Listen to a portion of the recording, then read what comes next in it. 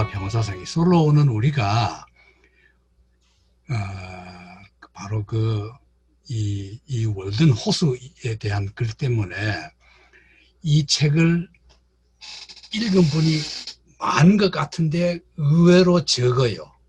다만 풍문으로만 듣고 자연 사상이 뭐 어떻고 뭐 이렇게 자연만 얘기하는데, 사실은 그 자연 사상이라는 것이 자연에 그치지 않고 세계 평화 사상에, 세계 평화 운동은 메카가 됐다.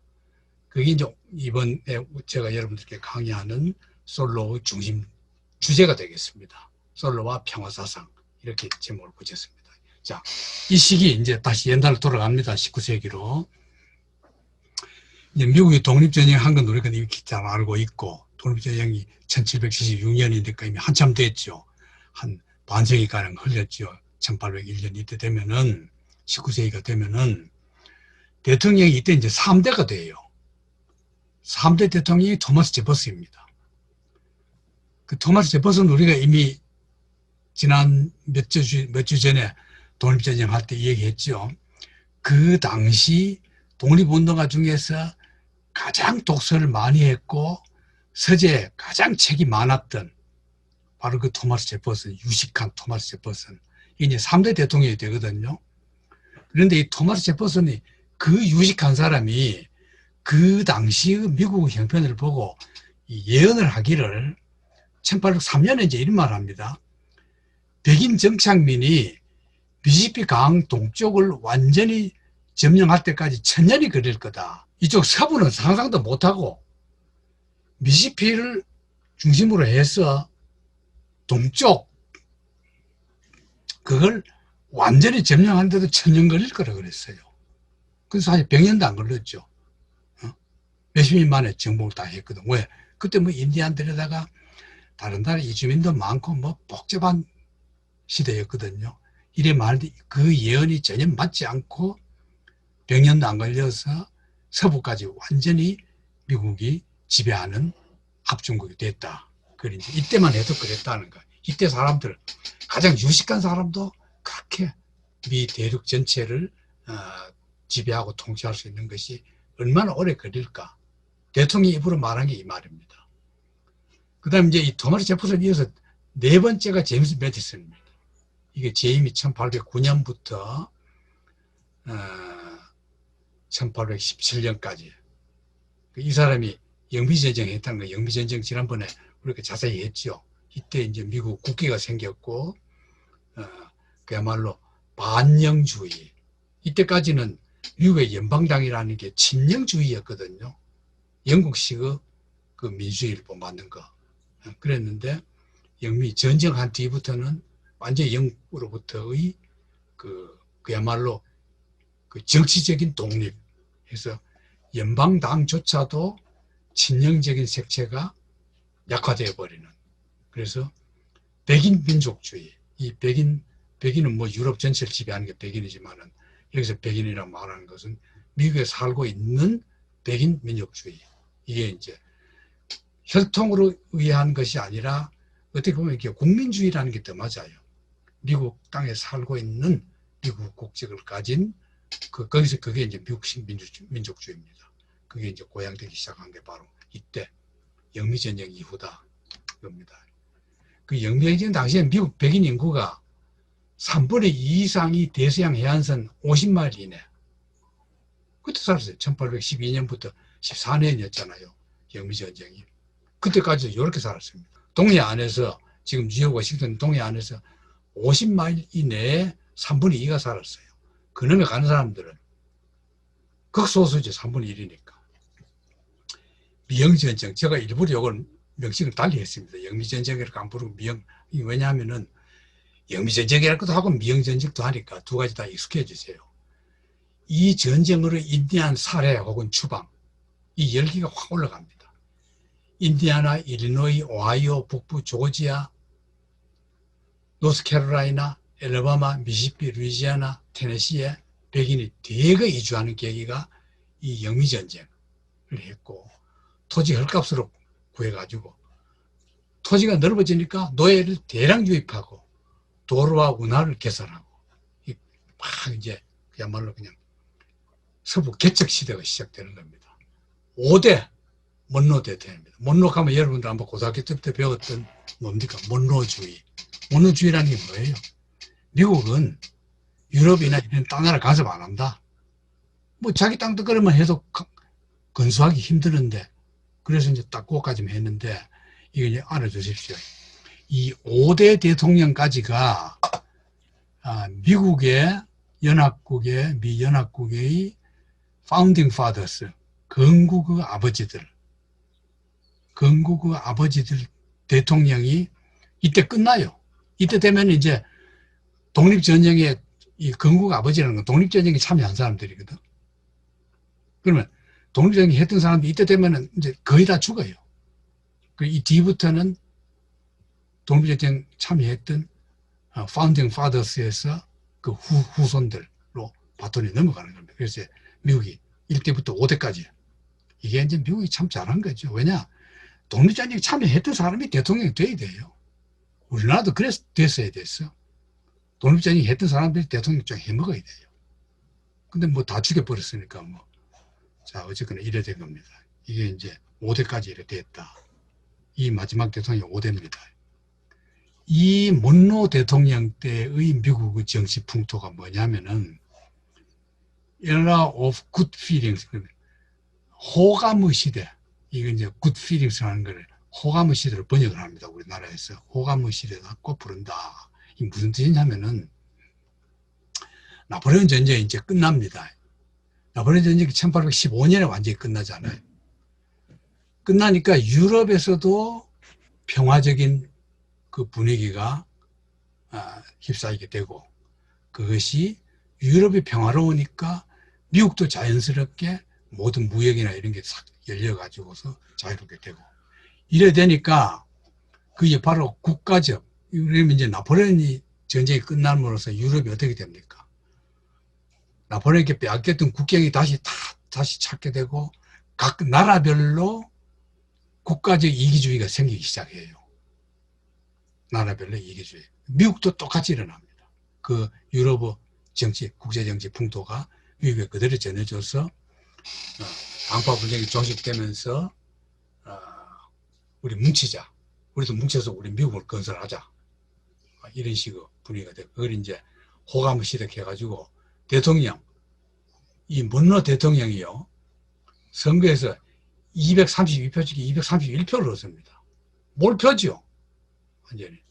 근데 이제 일설에 의하면은 만장일치 될 뻔했는데, 만장일치는 미국 역대 대통령 중에서 조지 워싱턴 하나밖에 없어요. 그때 라이벌이 없었어요. 그래서 이거는 조지 워싱턴 하나의 기록으로 남겨두고 그 뒤 사람들은 조지 워싱턴을 능가하지 못한다. 보이기 위해서 한 사람이 딴 거 찍었다는 설이 있어요. 그런 정도로 이때까지, 이때 이제 먼로 대통령 때가 호감의 시대, good feelings, 이때 시대였단 말이죠. 자, 그랬는데 이 시대에 어떤 일이 벌어지냐면은, 이걸 여러분 알아두시면, 미주리 대타협하면은 무슨 말인지 가면 안 됩니다. 미국 역사 여행하다가 미주리 대타협하면 1820년에 미국의 노예제도를 가지고 남북으로 약간 그 분리 단초가 된 거. 이게 이제 나중에 미국 남북전쟁 단초가 됩니다. 이게 뭐냐면은, 이때 이제 미주리주가 연방주에 가입을 해요. 이때 가입 안 한 주가 많았거든요. 가입하는데 심각합니다. 왜냐하면 이게 노예주야. 노예주인데 미주리는 이게 위도를 보면은 자유주에 속할 만큼 조금 북쪽에 있어요. 36도 선이 있었거든. 미국 중앙부, 중앙에서 조금 북쪽이잖아요. 미주리주가. 그렇게 있거든. 그러니까 이제 연방에서 받아들일까 말까 논의를 합니다. 왜냐하면은 그 미주리 옆에 이제는 다 자유주인데, 노예제 반대야. 자유주인데, 이건 남쪽은 전부 노예주예요. 근데 이걸 받아들이면은, 그럼 2비도 이상에서 노예주가 이제 북으로 올라온다. 그 염려 때문에 논의를 하다가, 그래, 이번만 봐주자 하고는 미주리주만 받아들이고, 그 뒤부터는 북위 36도 30분. 여기는 노예주는 연방가입 허용 안 한다는 원칙을 세웠습니다. 이 원칙이 안 지켰죠. 안 지켜져서 결국 나중에 남북전쟁 불씨가 되는데, 그 무슨 말인지 알겠죠? 민주주의는 노예주를 그대로 받아들이고, 그 뒤부터는 민주주의 부근에서 그 북쪽은 자유주의에 의한 연방이 합중국에 받아들이고, 노예주는 안 받아들인다. 남쪽은 뭐 노예주라 된다, 인 거죠. 이런 일이 이제 이때 있었거든요. 그걸 가지고 미주리 때 타협이라고 하는 겁니다. 어쨌거나 이때부터 노예 문제를 가지고 막 틱틱 하는 거예요. 이래서 자유주가 12주, 노예주도 12주입니다. 그리고 자유주는 12개주, 이 가로 안이 이게 그 연방에 가입한 연대거든요. 우리 그 전에 한번 했죠. 펜실바니아, 뉴저지, 코네티컷, 매사추세츠, 뉴햄프셔, 뉴욕, 로드아일랜드, 버몬트, 오하이오, 인디아나, 일리노이, 메인. 이게 자유주 12주거든. 되게 이렇습니다. 이 빨간색이 독립전쟁 당시의 그거고, 미주리가 여기거든요. 이건 이제 노예주가 된 거야. 노예주를 받아들여졌는데, 나중에는 이 북쪽은 노예주 받아들이면 안 된다 하고, 남쪽은 뭐 노예주거나 말거나. 근데, 노예주도 12주입니다. 그러니까, 노예주, 비노예주 딱 12주야. 그래가지고, 델라웨어, 조지아, 메릴랜드, 사우스 노스캐롤라이나, 버지니아, 켄터키, 테네시, 미시시피, 엘라바마, 미주리. 이게 이제 노예주가 된 겁니다. 이때 그럼 인구는 어떠냐? 얼마나 불어나는가 보십시오. 1790년에 400만. 불과 30년 만에 1000만.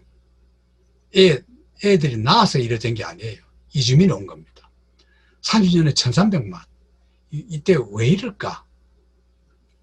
아주 위생 상태가 나빴어요. 우리나라 뭐 그 조선전 말기 정도 위생 상태입니다. 그렇게 문명화되지 않았어요. 그건 뭐 유럽도 마찬가지거든요. 유럽도 뭐 공중 위생이 형편없을 때입니다. 이때는. 백인 여성이 1인당 6.14명을 출산하는데 거의 다 죽어요.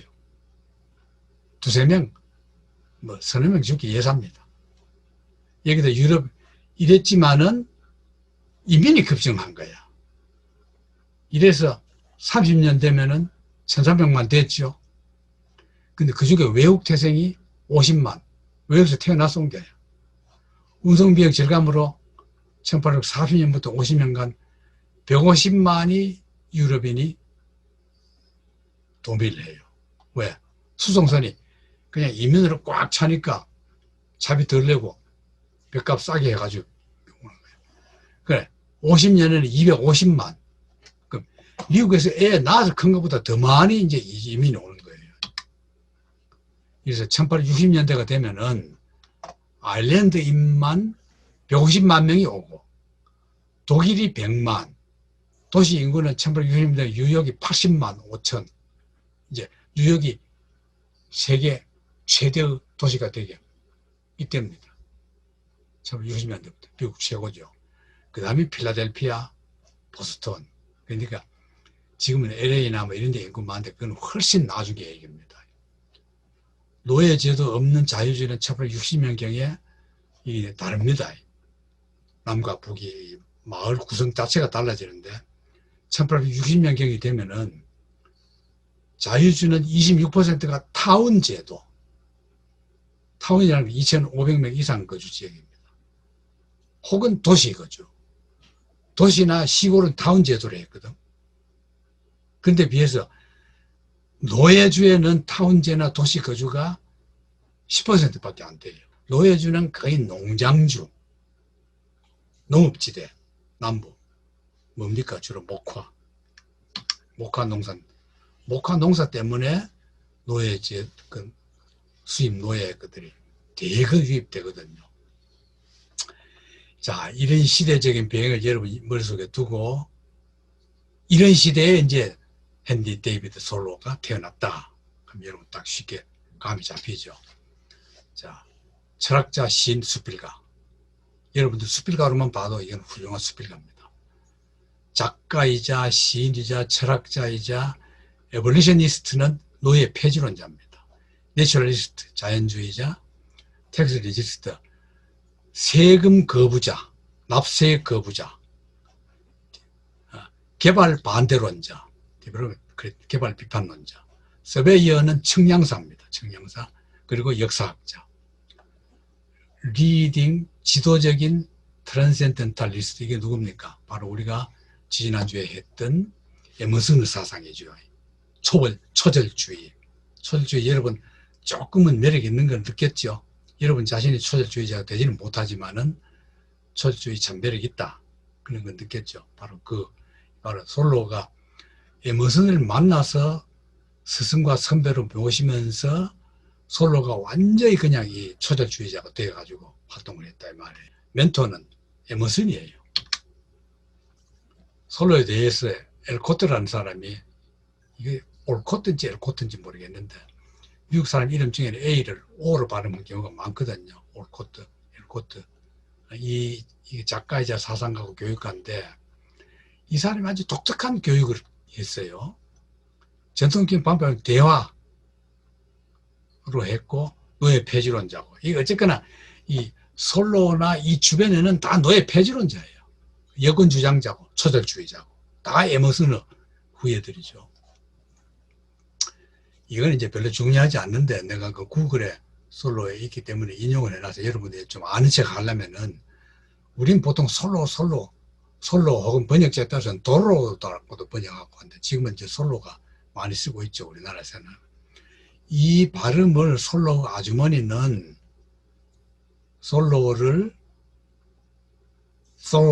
솔로 이렇게 발음했다. 그런데 솔로 이건 아도 아니고 어도 아닌 솔로 이렇게 했는데 보통 아메리카 사람들은 솔로 오로 발음했고 솔로 소에다가 솔로 소에다 장음부를 붙여가지고 이렇게 발음했다. 이건 이제 현지 사람들도 잘 모르는 그거죠. 나타니엘 호손들이 아마 다음 주에 하게 되는데 다다음 주에 하게 되는데 그 중국시 유명한 나타니엘 호손이 여기 다 친구들이거든요. 다 그 가까운 사람들인데 호손이 이제 솔로에 대해서 씁니다. 못생겼다. 마치 죄진 것처럼 부끄러운 듯이 못생겼다. 얼굴이 좀 추하다. 코가 너무 길다. 코가 길어요. 퀴어 마우스. 입이 좀 이상하다. 퀴어 이상하다. 그리고 엉커스는 길들이지 않는 그런 겁니다. 러스틱 촌스러운 그런 모습인데 그러나 대단히 예절 바른 그 매너를 가지고 있다. 그래서 교제하기 하기 참 외부적으로는 교제하기 참 좋다. 오히려 편하게 느껴져서 교제하기 좋다. 그러나 이 어그레네스가 정직해 보이고 그 수능 잘하는 패션 그런 스타일로 보여가지고서 그를 말이죠. 훨씬 더 아름답게 보이게 만들어준다. 뭡니까? 좀 못생겼지만은 겸손과 친근감으로 그 약간의 좀 못생긴 걸 감싸 할 수 있다. 조상들은 프랑스계와 스코틀랜드계 합작. 조부는 저지 출신. 외조부는 이 외할아버지가 하버드대 대학사상 학생운동의 선구자입니다. 외할아버지가. 그럼 반학기를 이 외손자가 이어받은 것 같아요. 이 외할아버지가 했던 그 학생운동의 첫 효시가 뭐냐면 바타 레벨리언이에요. 바타 반항이에요. 바타에 대한 이게 뭐냐? 하버드 기숙사에서 바타를 줬거든요. 반찬으로. 근데 버터가 썩었어. 그래가지고 이 썩은 거 먹기 싫다. 새 거 달라. 그 한마디가 그냥 하버드 학생회를 움직여가지고 일어나가지고는 전부 다 그 기숙사 음식을 바꿨다 그럽니다. 하버드 옛날에 학생들은 라이징 데모한다는 게 지금처럼 뭐 그렇게 나간 거야. 식당에서 이렇게 그냥 확 들고 일어나는 거 그걸 나타낸 겁니다. 하버드 식당을 이런 식으로 이제 그걸 보여준 거죠. 이게 이제 이때 하버드 학생들의 풍조가 어떻게 했냐면은 이걸 이어받았거든. 그레이트 버터 리벨리언. 이걸 이어받은 건데 하버드 개교 했죠. 그래가지고 학생들이 있었는데 급식이 주요 쟁점이 돼요. 그 기숙사에서. 그 인치세 때 이루어진 자유 아들들이 대학 중심으로 퍼져요. 자유 아들들이. 그런데 기숙사에서 변질된 버터를 준 거야. 이런 식으로. 그러니까 이 외할아버지가 의자에 올라가가지고 외칩니다. 이봐라, 우리 버터 썩었다. 우리한테 썩은 건 안 된다. 썩은 것보다 더 좋은 거 달라. 이러니까 그냥 학생들이 아까 그림처럼 와 일어나가지고 이제 시위한 겁니다. 그래서 그게 바뀌어졌다는 겁니다. 아버지는 그러면 이제 솔로 아버지는 가난해요. 연필 제조업자입니다. 간의 수공업이죠. 공장이 있는 그게 아니고 집에서 연필 수공업을 만드는 건데 아주 침착하고 겸손했다. 어머니는 총명하고 재치가 있었다. 자, 이제 이 아들, 유명한 아들이 태어납니다. 솔로가. 1817년 7월 10일 매사추세츠 콘코드에서 넉넉하지 못한 집안의 사남매 중 셋째. 그러면 위로는 헬렌, 존 주니어, 아래로는 소피아. 그럼 요게 형이죠. 형 다음에 아들. 그 밑에 여동생 소피아. 여동생은 나중에 계속 나와요. 형도 계속 나옵니다. 형하고 굉장히 친했어요. 처음에는 죽은 삼촌 이름 그대로 따가지고 데비드, 헨리 솔로라고 불렀는데 원래 본명입니다. 이게. 대학 때 솔로가 헨리 데비드로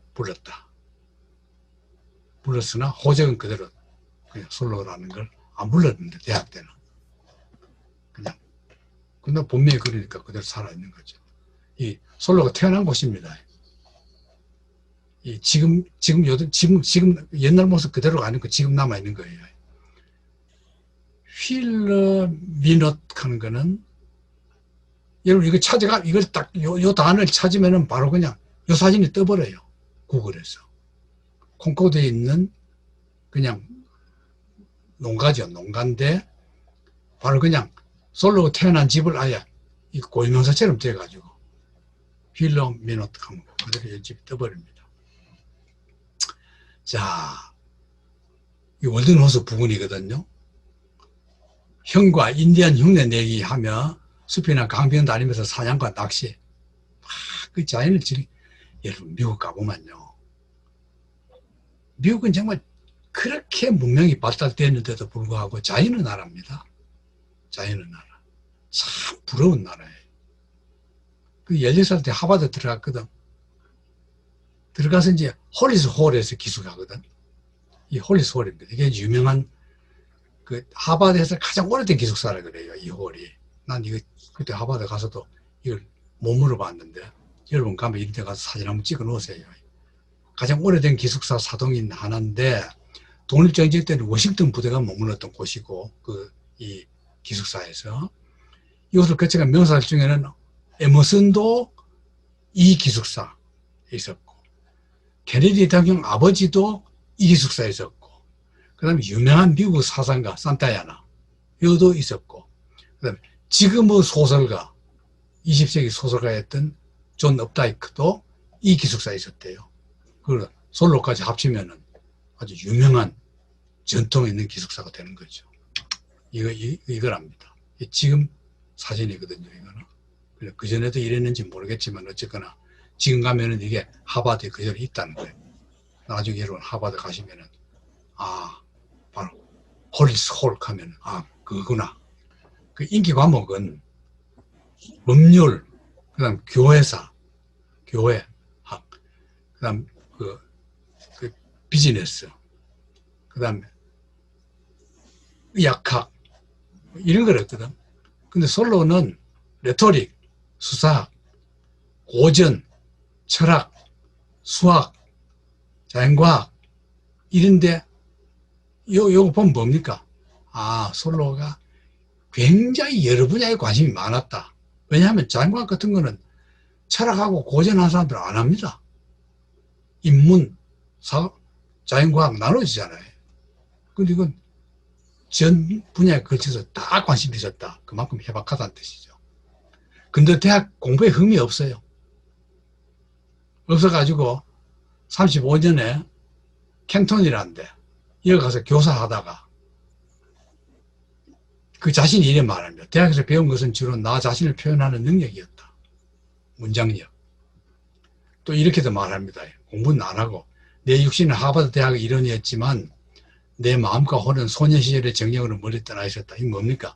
소년 시절에 형하고 숲속에 월든 이런 데 막 뛰어다니면서 장난질하고 흑인들 그 막 놀이하는 흑인 놀이하고 그 대학교 가지고 참 그때 좋았다.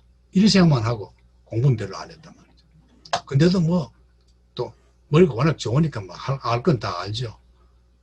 공부하는데 헌신해야 할 시간들이 내 고향 마을의 숲을 찾아 헤매고 호수와 시내를 탐험하는 데 소비했다. 이게 이제 바로 이 사람이에요. 졸업을 했거든. 그 공부 안 하고 이런 데 성적이 우수해요. 졸업장을 안 받아버려요. 왜냐, 이때 하버드 졸업장이 그 양피지로 만들었죠. 양피지. 쉽스킨이거든. 쉽스킨 벨럼 가는 거는, 벨럼 가는 거는, 벨럼 저 자체가 그 양피지입니다. 양피지는 꼭 양으로만 만든 게 아니고 양, 염소 뭐 그런 그 연한 동물들, 사람이 잘 먹는 고기 그 가죽으로 만든 거랍니다. 벨럼. 그러니까 이 자체로도 그런 양피지인데 이거니까 양피지로 만든 그 필기할 수 있는 양피지 만든 필기에다가 거기다가 졸업 수료장을 써줬대요. 그러니까 비싼 거예요. $5. 졸업할 때 $5 내고 내야만이 그 졸업장 만들어지고 그 솔로는 돈 아까워 안 내버렸어. 그러면서 하는 말이 그 양가죽은 그냥 양 자신이 지키도록 해라. 양 자신이 갖고 있도록 하고 내 졸업장 얻기 위해서 양 한 마리 잡을 필요 없다. 그런 취지 말을 하면서 안 받아버렸다 그래요. 야유한 말이죠. 야, 졸업 후 이제 귀향을 했어. 자기 고향 콩고드로 돌아와서 국립학교 교사가 돼요. 뭐 그때 하버드 나왔으니까 인류죠. 지금도 인류인데. 국립학교 교사가 발령받았는데 2주 만에 그만둬요. 왜? 체벌하기 싫어가지고. 그때는 뭐 미국도 애들 막 때렸거든요. 그거 못하겠어. 그래서 이 무렵에 에머슨을 만나요. 자기 멘토. 계기는 뭐냐? 여동생 아까 있었죠. 예, 사남매 중에 솔로가 셋째고 마지막 막내가 여동생 소피아였잖아요. 소피아가 에머슨 강의를 듣고 와가지고는 오빠한테 오빠하고 똑같은 사람 강의 오늘 내가 들었다. 그 뭐라 그러더냐? 막 그 에머슨 강의를 얘기하거든. 그러니까 이제 자기가 찾아가요. 솔로가. 찾아가서 만납니다. 바로 1837년 4월 9일에 솔로가 찾아가서 만납니다. 에머슨 딱 들어보니까 너무나 자기 생각하고 똑같거든요. 그런데도 하버드 후배고. 이래가지고 그 뒤부터 에머슨은 지금 이때 벌써 이름을 날렸거든. 37년 되면은. 그러니까 적극 도와줍니다. 작품 발표도 시키고 뭐. 이러니까 그냥 솔로는 이때부터 완전히 초절주의에 접근해버려요. 왜? 자기가 어렸을 때부터 형하고 맨날 숲속에 놀았잖아요. 딱 궁합이 맞아버린 거죠. 이래서 형과 함께 학교를 만듭니다. 그라마 스쿨 가는 게 우리나라 이제 고등학교 과정이잖아요. 이걸 이제 사립이죠. 지금 마음대로 허가도 없이 그냥 학교 만든 거야. 이게요, 지금 보면 우리나라의 실험학교라는 겁니다. 이게 어떻게 하냐면은 형하고 만들어가지고, 그러니까 벌써 싹 붙어 다르죠. 21살 때부터 형하고 이런 일이 됐으니까 공부는 공부대로 약간 좀 기초 공부를 시키고 책 읽고 더셈 뺄셈하고 그런 기초는 해야 되잖아요. 인간이 살아가면 그건 모르면 안 되잖아요. 그런 교육을 한 뒤에 학생들을 데리고 직접 가게나 사업장을 탐방해요. 탐방해가지고 거기 설명을 듣습니다. 그럼 졸업하면 반드시 어떤 직업을 가질 수 있게끔 만드는 거예요. 이 참 멋진 방법이죠. 내가 생각해도 이건 이상적인 학교예요. 그렇게 했는데 형이 건강 악화돼요. 3년 만에. 그러니까 솔로 지 혼자 할 수는 없어. 폐교해버립니다. 형 일찍 죽거든요. 형이 건강하로 돼가 멀리 어디 요양도 다니고 이럽니다. 형과 보트 여행 하다가 나중에 이걸 여행기도 됐어요. 이 무렵에 23살 때 첫 여인 시월 있습니다. 이 시월은 뭐 어떤 여자인지 나 잘 모르겠어요. 어쨌거나 여자 보고 반해가지고 이때 뭐 23살 같은 뭐 아무 여자나 보면 반할 때야. 그렇게 잘 안 나도 반했겠죠. 근데 부모 반대로, 왜냐하면 이 집은 뭐 가난하고 뭐 그러니까 그냥 실패해요. 결혼 실패하고 24살 때 에머슨 저택 관리인으로 들어갑니다. 그럼 에머슨이 얼마나 이 솔로를 똑똑하고 유망한 청년을 봐서 자기 집 관리인을 딱 집어넣어 버립니다. 내가 지금 뭐 하느냐? 애들 가정교사도 하다가 그 다음에 잡지 다이아리라는 초절주의자들이 내는 잡지가 있었죠. 그 또 편집장도 못 되고 편집 도우미로, 애시스탄트 도우미로도 하다가, 그 다음에 수리, 집 어디 고장났다 하면 수리도 해주다가, 정권도 돌보다가, 그냥 집사야. 저택 관리이니까. 그걸로 이제 에머슨 집에 가서, 그럼 그거 하느냐? 실시간에 매달 이제 에머슨한테 배우고, 책 보고, 함께 산책하고, 그걸 한단 말이죠. 그랬는데, 형이 죽어요. 그 가장 존경하던 형이 죽어버려요. 그럼 호선이 콩코드를 이사했고, 호선이 이때 이 무렵에 이 지역으로 이사를 온단 말이죠. 와서 이제 다 같이 되죠. 에머슨, 콩코, 그 다음에 솔로, 호선 다 이렇게 그냥 붕당이 돼가지고 친해지게 지낸 거죠. 나중에 호선도 에머슨 집에 이사도 했잖아요. 그 다음에 여기에 이제 1841년에 갔다가 3년 만에 에머슨이 형집에 들어갑니다. 이건 여기서 멀어요. 뉴욕 남서쪽 스태튼 아일랜드라는 섬입니다. 여기로 들어가 가정교사합니다. 그 있으면서 다이얼의 시와 수비를 발표하고, 이건 에머슨이 다 뒤를 봐주니까. 그래 했거든. 이건 지금 있는 에머슨 하우스입니다. 이 무렵의 일화가 그 에머슨 집에 있을 때 이제 에머슨하고 산책을 한단 말이에요. 산책하면은 에머슨보다 훨씬 과격해요. 얼마나 과격하냐? 이제 미국 집들이 왜 집이 있으면 울타리를 이렇게 판자로 쭉 낮게 쳐놨잖아요. 얼마든지 넘어갈 수 있거든요. 그러니까 이 울타리를 보면서 이것도 하나님의 땅이다. 하나님 땅이니까 만인의 소유다. 하면서 막 울타리 넘어가려고 하네. 그 에머슨이 보기 그러면 안 되거든. 그러지. 지금 제도나 이런 거는 법률 존경해라. 하고 만류합니다. 이러다가 27살에 에머슨 형집에 있다가 귀가합니다. 그 섬에 가 있었잖아요. 가 있다가 돌아와서 아버지가 하던 연필 공장에서 일하면서, 그 이런 머리 좋은 사람들은 그냥 무슨 일 해도 그 업적을 남기거든요. 그게 뭐냐? 연필 질을 높여요. 굉장히 자세한 설명이 나오는데 난 그 읽어봐도 어떻게 해서 질을 높였는지 모르겠는데 지금 연필 질을 높였대. 솔로가 하면서 4월 달에는 친구와 불놀이 하다가 월든 숲을 태웁니다. 이때는 뭐 실화제 같은 게 별로 없어요. 그냥 그 마을 사람들 와서 불 꺼버리면 그만이에요. 자, 이어 이제 오두막집 들어갑니다. 28살 때 7월 4일 독립기념일이죠. 월든호스 북쪽 비탈진 언덕 오두막집에 입주합니다.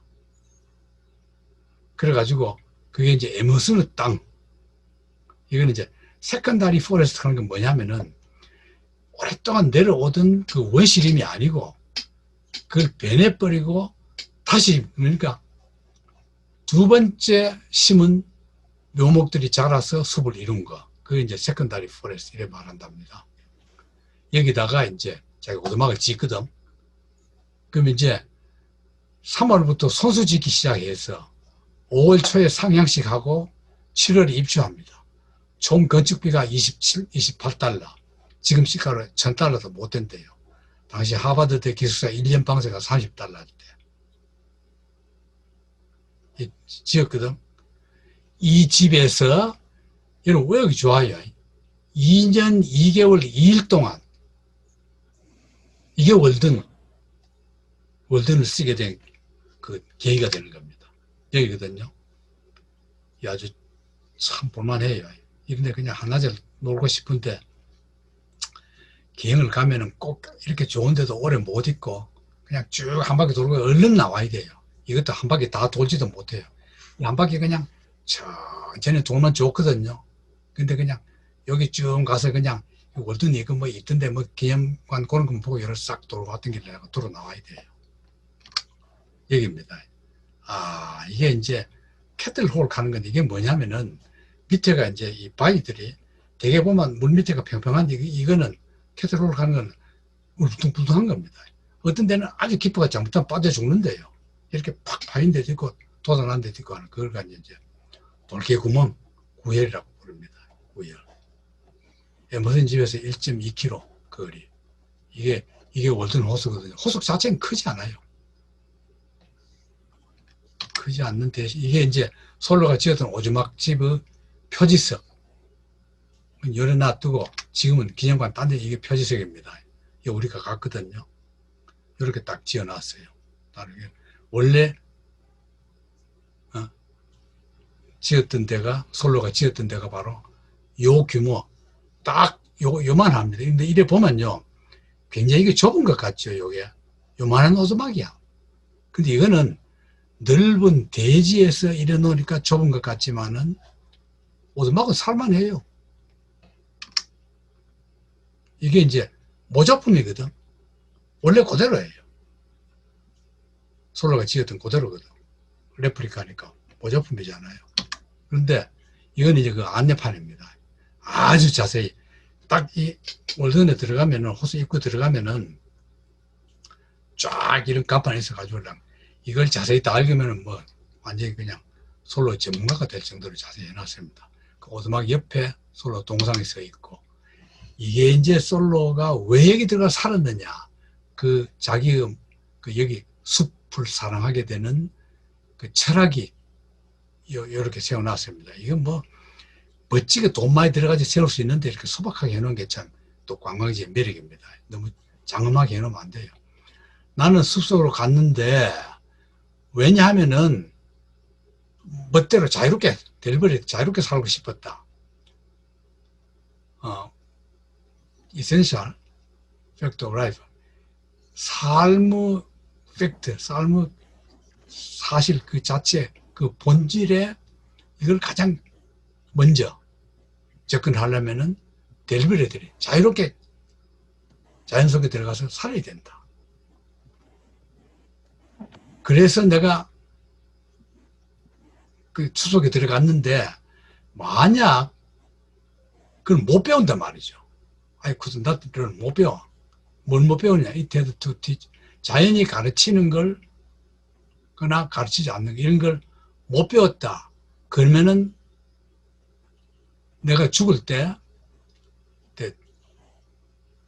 살지 않는 것 헛살았구나. 그런 걸 느낀다. 그만큼 자연을 알아야만 인생의 맛을 안다. 그런 취지의 글을 이렇게 딱 써놓은 겁니다. 이게 이제 실제로 오두막 안에 들어가면은 물론 이제 다 복제죠. 그대로 해놨다는 겁니다. 이게 솔로 흉사이거든. 이건 이제 다른 시내 어디 기념관에 서 있던 데고. 이게 이제 지금 있는 콩코드 박물관입니다. 콩코드에는 이런 그 많은 역사적인 유적지가 많은데 그 당시 현장에 그대로 두지 못하고 그게 없어지거나 그럴 때 했을 때는 그 물품을 그대로 여기 갖다 놓습니다. 솔로도 실제로 오두막에서 있었던 물품 여기 가야 다 본대요. 여기 다 있다 그럽니다. 이게 이제 그 비 올 때 신는 신이거든요. 비 올 때 신을 신으려고 이렇게 지가 만든 거예요. 이게 그 요거는 스파이글라스 망원경이죠. 이거 그러니까 앉아가지고 심형을 이제 숲속으로 이렇게 쫙 보는 거예요. 새들도 관찰하고. 이게 이제 박물관에 있는 제품입니다. 깨끗하게 지금 전시해놨다 그럽니다. 그 이외에는 이제 박물관에 요거는 그 오두막이 있던 것도 있고 솔로 집에 있던 것도 있어요. 이 물품들이. 이게 이제 고고도 박물관에 진짜 오두막 그대로 만들어둔 거.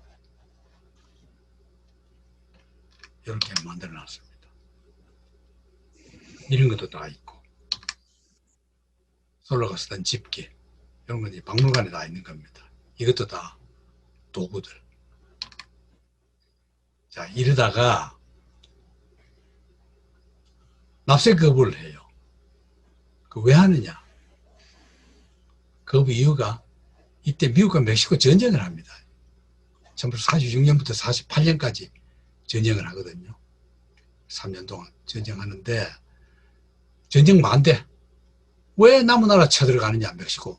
미국이 쳐들어간 거거든요. 그리고 노예제 반대. 세금 내놓으니까 노예제나 하고 말이지, 나라라는 게. 그럼 허용하면 안 된다. 세금 안 내요. 그래서 잡혀가요. 잡혀 있는데, 지금이라도 세금 내면은 내준다. 석방시켜 주겠다. 그래도 못 내겠다. 버텨요. 근데 숙모가 대납해서 풀려나버려요. 숙모가 안 냈으면 고스란히 지역 사는 거죠. 이때 이제 멕시코와 아메리카 전쟁 일을 다루던 그 솔로가 반대하던 전쟁입니다. 멕시코 미국 전쟁인데 이거는 굉장히 중요합니다. 미국 역사에서. 이 전쟁이 왜 일어났느냐 하면은 이 지역 그 당시 지도입니다. 이 지금 멕시코거든. 이렇게가 다 멕시코예요. 지금 이제 캘리포니아 일대까지 다 멕시코 소속이었거든. 그랬는데 미국이 이렇게 돼 있었어요. 근데 이게 이제 디스퓨티드 테리토리 하는 거는 분쟁 지역입니다. 미국에서 점점 이때 되면 이제 서부로 계층민들이나 땅 탐나는 사람들, 탐험가들, 부자들, 상인들이 막 밀려오거든요. 오다 보니까 이게 텅 비어 있는 거예요. 이 땅들이 다. 여기 다 비어 있습니다. 지금 멕시코주 그 일대가. 얼마나 비어 있냐 하면은 이게 300년간 멕시코 땅으로 방치된 상태라 그 넓은 땅에 4,000명이 살았어요. 멕시코인들이. 그러니까 그 유명한 산타페. 여러분 산타페에 나는 못 가봤는데 미국 계신 분들 산타페 가서 한번 좀 사진 좀 찍어 오세요. 여기가 지금 유명한 게 뭡니까? 산타페. 제일 유명한 게 뭐예요? 미술관이라 그럽니다. 미술 경매장으로. 뉴욕하고 또 어디하고 세 번째가 여기래요. 그걸로 유명하고, 그러니까 예술 도시 같대요. 그렇게 경치가 좋다 그래요.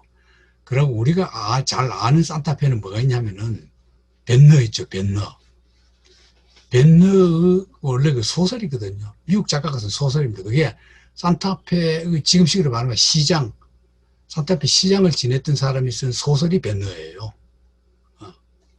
바로 산타페입니다. 그 음악 축제도 있고, 뭐 상당히 여름에 볼 게 많다 그래요. 난 못 가봤어요. 여기 미국 개척자들이, 그러면 멕시코인들이 큰 넓은 땅덩어리에 4,000명 있으니까, 미국인들이, 그 땅 비었다는데, 멕시코 조그만하고 만만하니까 막 가서 사는 거야. 이래가지고, 백인 2만에 노예가 2천이야. 미국 사람들이 몰려와서 그냥, 그 멕시코인들을 압도해버리는 거예요. 이러니까, 멕시코 대통령이, 이제 장군이거든. 이 장군이, 멕시코는 노예 금지 정책이다. 그러니까, 우리 땅인데, 미국 사람들이 와서 노예제를 하니까, 노예제 없애라. 하니까, 멕시코는 이 오스틴을 체포 투옥해버려. 텍사스를 포함한 모든 멕시코 영토에 영향을 미치는 통합헌법을 공포해버려.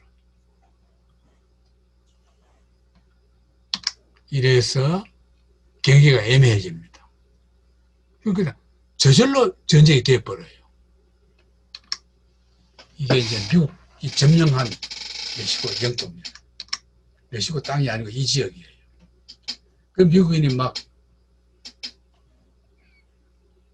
멕시코 말 안 듣거든. 그러니까 그냥 멕시코가 반역으로 간주해가지고 이 장군이 대통령이 돼가지고는 직접 6천 군대를 인도에 진격합니다. 처음에는 승리했다가 멕시코가 이겨요. 나중에 패배합니다.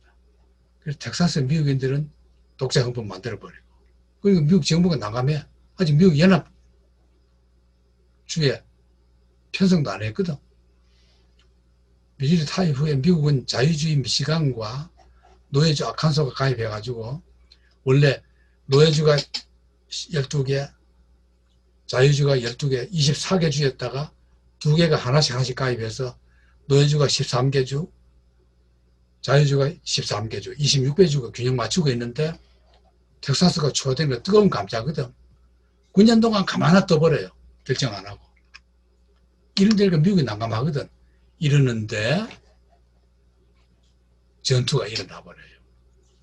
이러니까 여기서 전쟁을 하니까 캘리포니아에서도 미국인들이 공화국 독립 선언해버리고, 라스베가스도 우리 멕시코 말 안 듣는다고 잇따라 반란이 일어나고, 이 전투를 해버린 거예요. 이 전투 때 링컨이 처음으로 국회의원 됐거든. 링컨이 국회의원 된 뒤에 한 첫 연설이 이 전쟁 반대입니다. 전쟁 반대. 근데 이게요, 참 그 정치가 힘드는 게, 이 전쟁을 하면은 덕보는 건 누굽니까? 미국 전체야. 멕시코 땅을 그만큼 뺐으니까. 근데 링컨은 땅이 뺏어가 자기 나라 이익이 돼도 남은 나라 찾아가면 안 된다. 이게 링컨 생각이야. 반대했거든. 그런데 어떻게 된 줄 압니까? 링컨이 이 전쟁을 반대했다가 그 다음 선거에서 떨어져요. 상대편 후보가 막 국익도 무시하고 멕시코 전쟁 반대했다고 막 하니까 일반 국민들이 떨어졌다 버립니다. 그래, 좋은 일만 한다고 인기 있는 거 아닙니다. 이렇게 아주 참 나쁜 사람들이 다 인기 얻어요. 자, 그래가지고 1848년 2, 3월 동안에 전쟁 종결하고 이만큼이 미국 땅이 되어버립니다. 1,500만 달러 주고. 1,500만 달러 하면 여러분들도 아마 사고 싶을 걸. 아무리 돈을 써도 집 팔아 가서 사고 싶을 겁니다. 횡재했죠. 캘리포니아, 네바다, 유타, 뉴멕시코, 애리조나, 와이오밍, 플로리다. 완전 미국 영토가 되어버립니다. 자, 여기까지 하고